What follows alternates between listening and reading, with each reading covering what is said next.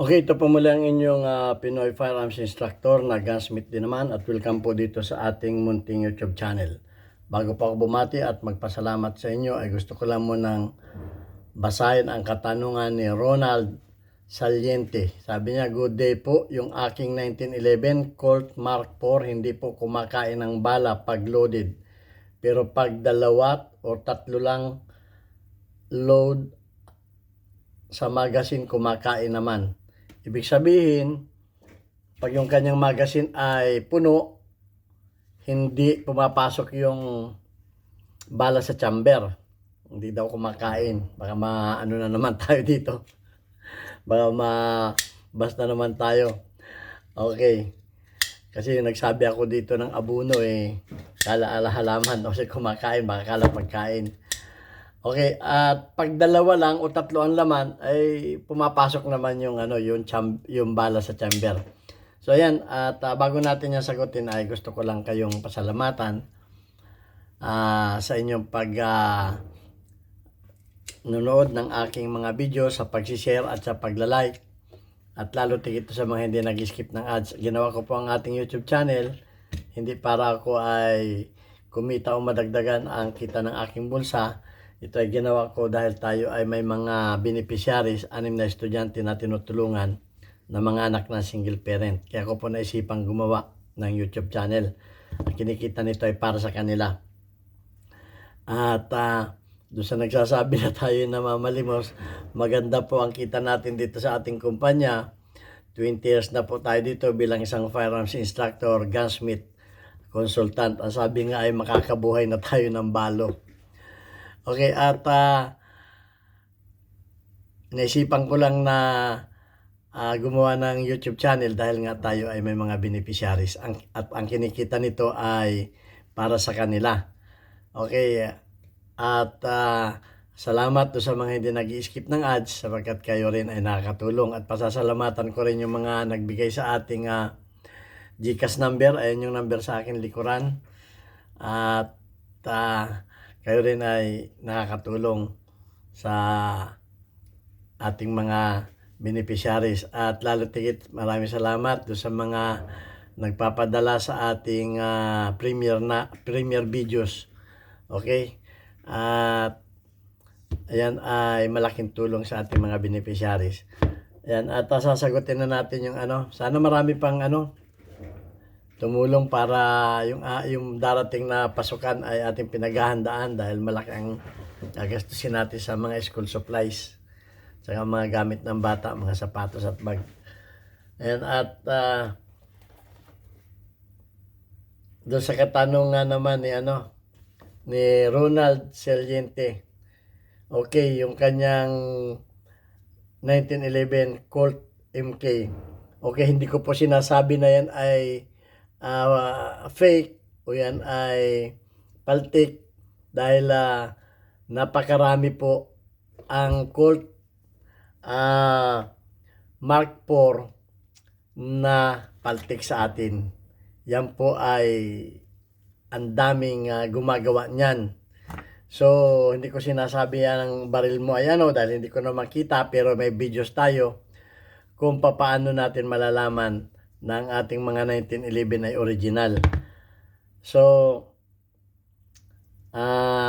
unang-una alamin muna natin kung yan ay paltik o yan ay yaring backyard o original. Okay, sa madaling salita, paano natin malalaman na yan ay original? Kung may makukunan ka o may hiraman ka ng magazine na original, salpakan mo yan ng original na magazine. At pag hindi sumalpak dyan, yung original na magazine, yan ay 100% yan ay fake. Yan ay hindi man original.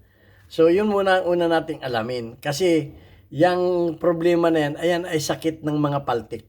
Kaya ako nasabi, sakit yan ng mga paltik yung problema na yan. At marami na ako na-encounter na ganyan ang problema.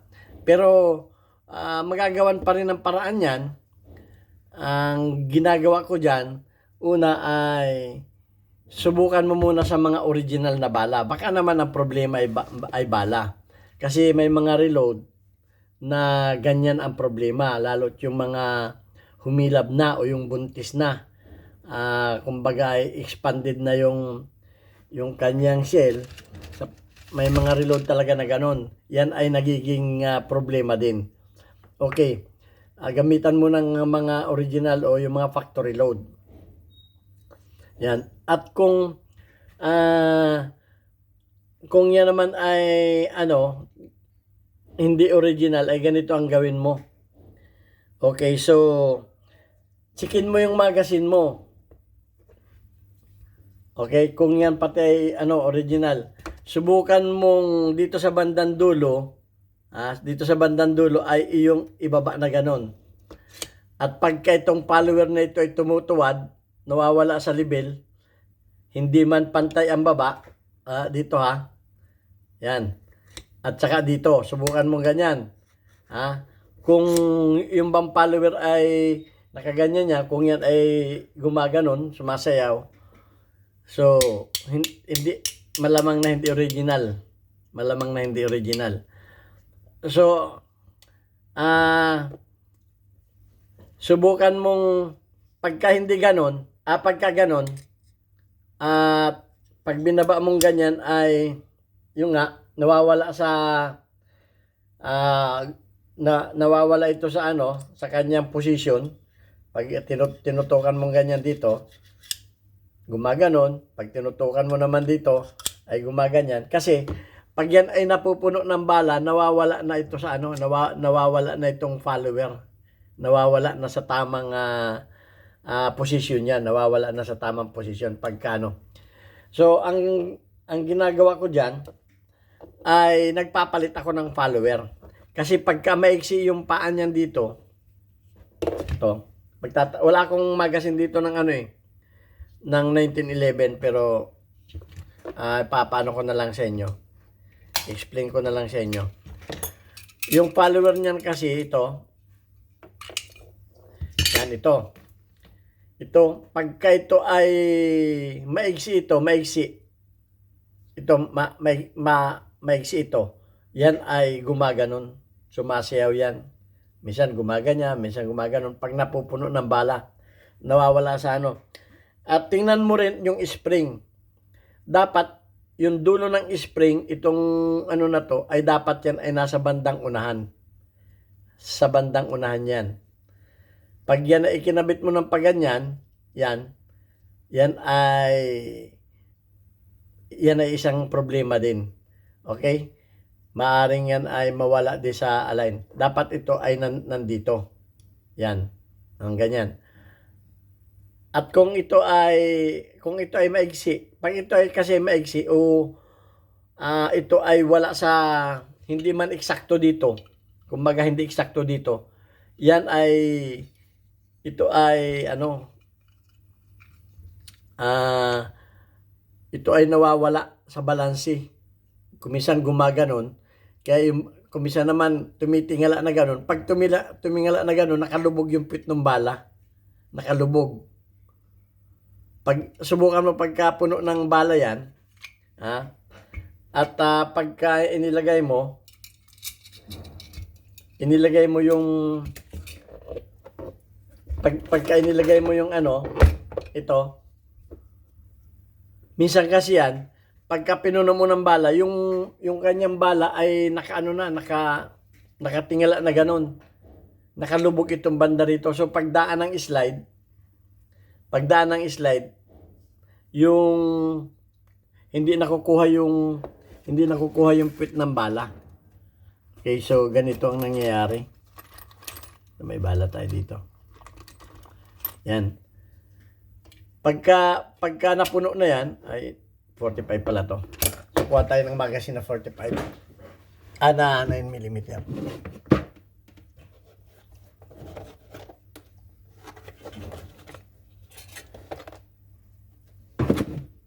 Ay, 45 ito.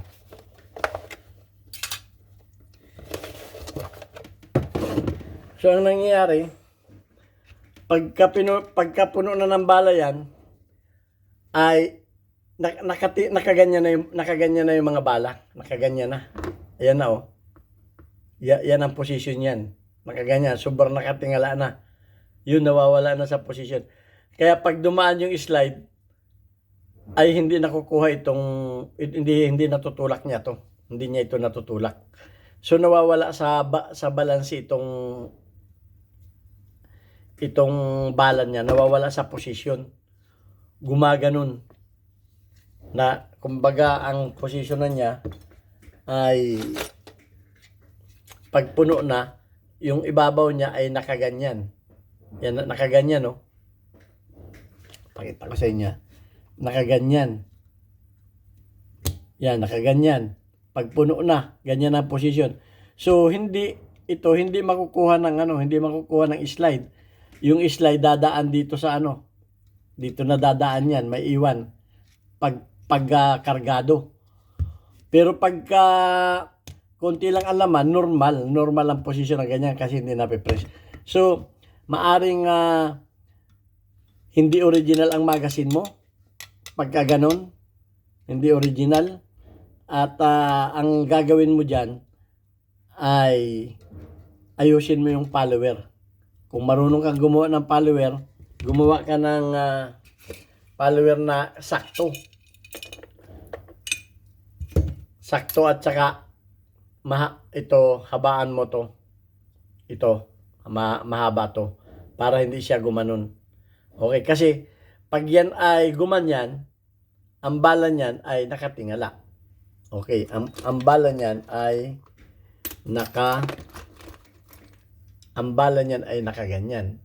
So pagdaan ng slide dito sa katawan, sa gitna dadaan yung slide, hindi dito. So ganun ang pero